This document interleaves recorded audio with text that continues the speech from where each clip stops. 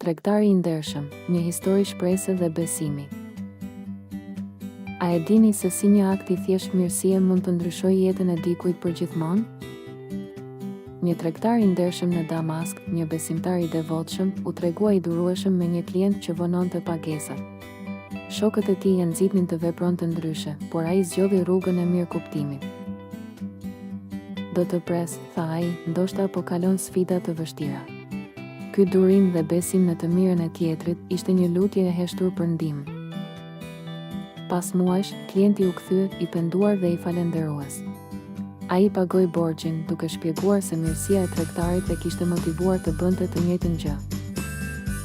Besimtar, nxënës, prindër, tregtar, durimi dhe mirësia janë virtyte që Zoti i shpërblen. Le të jemi të durueshëm dhe të falim, sepse kjo është rruga e drejtë. Le të përhapim këtë mësim të vyer.